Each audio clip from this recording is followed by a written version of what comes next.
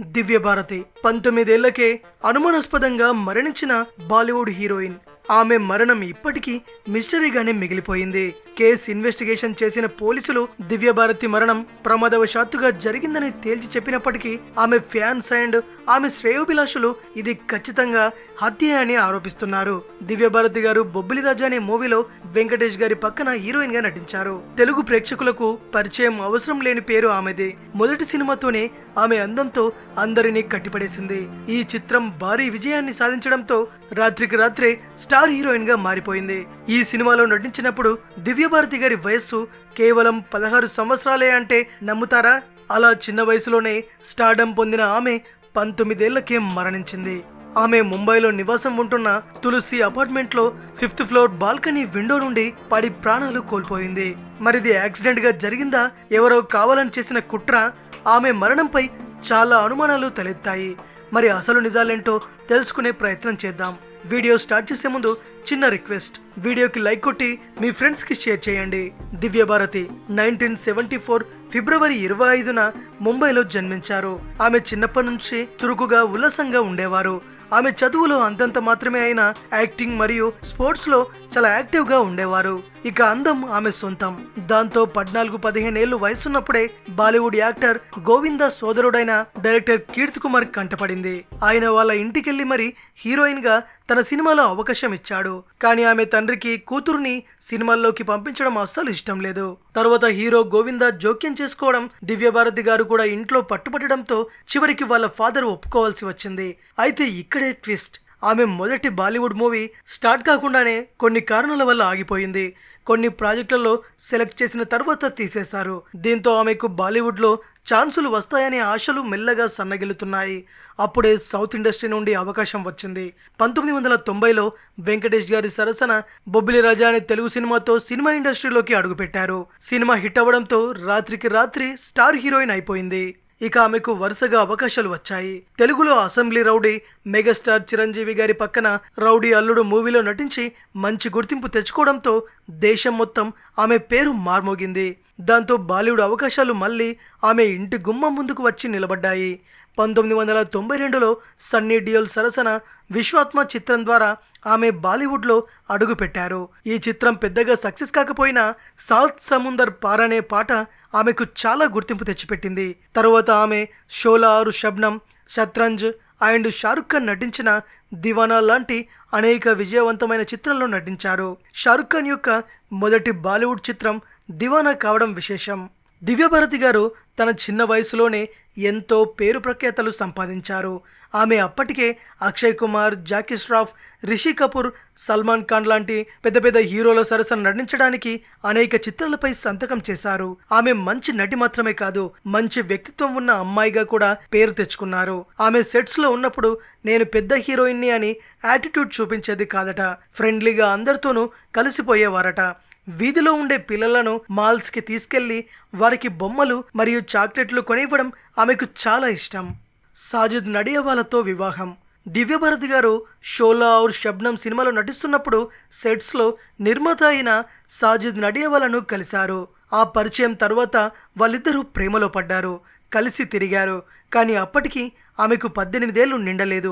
దివ్య భారతి తండ్రి వీళ్ళిద్దరి ప్రేమకు వ్యతిరేకంగా ఉన్నారు. ఇప్పుడే ఇలాంటి రిలేషన్షిప్లు పెట్టుకోవడం మంచిది కాదని ఆయన ఎన్నోసార్లు చెప్పారు. కానీ దివ్య భారతి వినలేదు. ఎంత తొందర పడ్డారంటే ఆమెకు 18 ఏళ్లు నిండగానే వెంటనే 1992 మే 10న వివాహం చేసుకున్నారు. ఇక్కడ షాకింగ్ మ్యాటర్ ఏంటి అంటే ఈ పెళ్లి విషయం దివ్య భారతి ఇంట్లో చెప్పనే లేదు.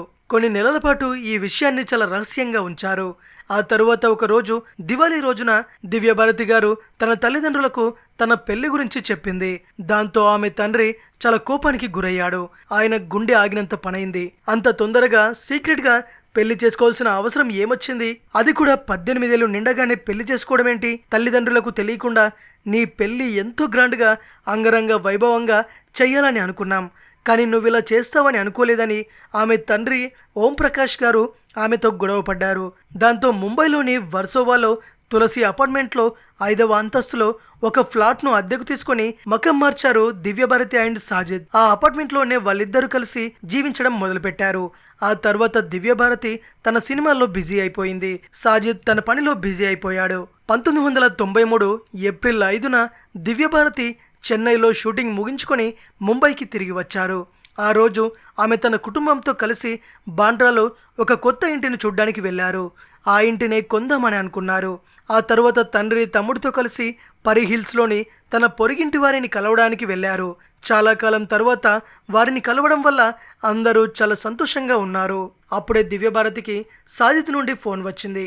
ఫ్యాషన్ డిజైనర్ నీతాలుల్లా తన ఇంటికి వస్తున్నారని, దివ్యభారతి యొక్క అప్కమింగ్ ఫిల్మ్ ఆందోళన్ కోసం డ్రెస్లు సెలెక్ట్ చేయాలని ఆయన చెప్పారు. ఆ టైంలో దివ్యభారతి నీతాలుల్లా ఆమె భర్త శ్యామ్లతో పాటు అమృత అనే దివ్యభారతి ఇంటి పని మనిషి తులసి అపార్ట్మెంట్ కి చేరుకున్నారు. అమృత చిన్నప్పటి నుంచి దివ్యభారతిని పెంచింది ఒక తల్లిలా. దీంతో వారిద్దరూ చాలా సన్నిహితంగా ఉండేవారు. నీత, శ్యామ్ మరియు దివ్య హాల్లో కూర్చొని డ్రింక్ చేస్తున్నారు. అమృత వంటగదిలో అందరి కోసం స్నాక్స్ తయారు చేస్తుంది. హాల్లో టీవీ ఆన్ ఉంది. టీవీ సౌండ్ లైట్గా వినిపిస్తుంది. కొద్దిసేపటి తర్వాత దివ్యభారతి వంటగదిలోకి వెళ్ళింది. నీత, శ్యామ్ హాల్లోనే టీవీ చూస్తున్నారు.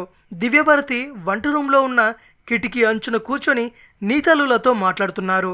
నీత టీవీ గదిలోనే ఉన్నారు. దివ్యభారతికి తరచూ కిటికీ దగ్గర కూర్చునే అలవాటు ఉందట. ఆ రాత్రి కూడా ఆమె అలానే కూర్చున్నారు. అయితే ఆ రోజు ఆమె కొంచెం ఎక్కువగా డ్రింక్ చేస్తారో లేదో తెలియదు కానీ కిటికీ దగ్గర కూర్చున్న ఆమె సడన్ గా బ్యాలెన్స్ తప్పి తులసి అపార్ట్మెంట్ యొక్క 5వ అంతస్తు నుండి కింద పడిపోయింది. దాంతో వెంటనే ఆమెను హాస్పిటల్కి తరలించారు. కానీ ఆమె ఆసుపత్రికి చేరుకునే లోపే మధ్యలోనే మరణించినట్టు ప్రకటించారు. ఆమె తలకు తీవ్ర గాయమైంది. శరీరం నుండి రక్తం బాగా పోవడంతో ఆమె ప్రాణాలు కోల్పోయిందని చెప్పారు డాక్టర్స్. అయితే పోలీస్ ఇన్వెస్టిగేషన్లో అది ప్రమాదవశాత్తు జరిగిన మరణమే అని తేల్చి చెప్పినప్పటికీ చాలా మంది దీన్ని నమ్మడానికి నిరాకరించారు. దివ్యభారతి మరణం వెనుక అనేక కుట్రలు, పన్నాగాలు ఉన్నాయని చాలా వార్తలు వచ్చాయి. దివ్యభారతికి సాజిద్ యొక్క అండర్ వరల్డ్ సంబంధాల గురించి తెలుసని, ఆమె వాటిని బయటకు చెప్తుందనే భయంతోనే ఆమెను చంపించారని కొందరు అంటున్నారు. అయితే ఈ కోణంలో పోలీసులకు ఎటువంటి ఆధారాలు దొరకలేదట. ఇంకొన్ని కథనాల్లో సల్మాన్ ఖాన్కు ఈ కేసుతో ముడిపెట్టారు. కానీ ఇవన్నీ ఆధారాలు లేని ఊహాగానాలుగా మిగిలిపోయాయి. అయితే ఈ కేసులో ప్రత్యక్ష సాక్షులుగా ఉన్న నీతాలుల్లా, శ్యామ్ల యొక్క కన్ఫెషన్లు ఇప్పటికీ బయటకు రాలేదు. వాళ్ళు అసలు డైరెక్ట్ ఇంటర్వ్యూలు ఏ మీడియాకు ఇవ్వలేదు. ఇంకో షాకింగ్ న్యూస్ ఏంటంటే దివ్యభారతిని కన్న బిడ్డలా పెంచిన అమృత వాళ్ళ ఇంటి సహాయకురాలు దివ్యభారతి మరణించిన నెలలోపే గుండెపోటుతో మరణించింది. ఇక్కడే అనేక అనుమానాలు తలెత్తుతున్నాయి. దివ్యభారతి చనిపోయిన నెలలోపే అమృత చనిపోవడం ఏంటి? అమృత దివ్యభారతి మంచి కోరే వ్యక్తి, పైగా కేసులో ప్రత్యక్ష సాక్షి. దివ్యభారతి గారి లైఫ్లో చాలా విషయాలు అన్నీ స్పీడ్గా జరిగిపోయాయి. 16 ఏళ్లకే హీరోయిన్ అవ్వడం, 18 ఏళ్లకే పెళ్లి, డబ్బు, పేరు రావడం, తెలిసి తెలియని వయసులోనే తల్లిదండ్రులకు దూరంగా ఉండడం, ఇవన్నీ దివ్యభారతి మరణానికి పరోక్షంగా కారణాలు అయ్యుండొచ్చని చెప్పవచ్చు. ఒకవేళ ఆమె వాళ్ళ పేరెంట్స్తోనే ఉండి ఉంటే ఇలాంటి ప్రమాదం జరిగి ఉండకపోవచ్చు. కిటికీ దగ్గర కూర్చున్న వ్యక్తి అదుపు తప్పి పడిపోవడం ఏంటి? అపార్ట్మెంట్ 5th ఫ్లోర్లోనే ఎందుకు రెంట్ తీసుకున్నారు? కిటికీకి గ్రిల్స్ లేకపోవడం ఏంటి? 5th ఫ్లోర్లో ఎటువంటి సేఫ్టీ లేని కిటికీ ఉండడం ఏంటి? ఎటువంటి సేఫ్టీ లేని కిటికీ దగ్గర ఆమె కూర్చోవడం ఏంటి? అక్కడ నుండి పడిపోవడం ఏంటి? ఈ కేసులో ఎన్నో అనుమానాలు ఉన్నాయి. దివ్యభారతి తమ్ముడు కునాల్ ఆమె తల్లిదండ్రులను మరియు సాజిద్ను విచారించిన టేప్స్ బయట పెట్టలేదు. ఇవన్నీ ఒక కుట్ర అని చెప్పడానికి ఈ కేసులో చాలా లూప్ హోల్స్ కనిపిస్తున్నాయి. అయితే దివ్యభారతి తండ్రి ఓం ప్రకాష్ మాత్రం తన కుమార్తె మరణం ఒక ప్రమాదవశాత్తు జరిగిందని నమ్ముతున్నారు. 1998లో పోలీసులు ఈ కేసును ప్రమాదవశాత్తు జరిగిన మరణంగా నిర్ధారిస్తూ శాశ్వతంగా కేసు క్లోజ్ చేశారు. అయితే సాజిద్ తన నిర్మాణ సంస్థ నుండి 1993 నుండి 2004 వరకు విడుదలైన అన్ని చిత్రాలను దివ్యభారతికి అంకితం చేశారు. 2004లో సాజిద్ వేరే వివాహం చేసుకున్నారు. చివరగా దివ్యభారతి గారి ఆత్మకు శాంతి కలగాలని కోరుకుందాం. ఆమె బ్రతికుంటే ఎన్నో మంచి సినిమాలతో మనల్ని అలరిస్తూ మన గుండెల్లో చిరస్థాయిగా నిలిచిపోయేవారు.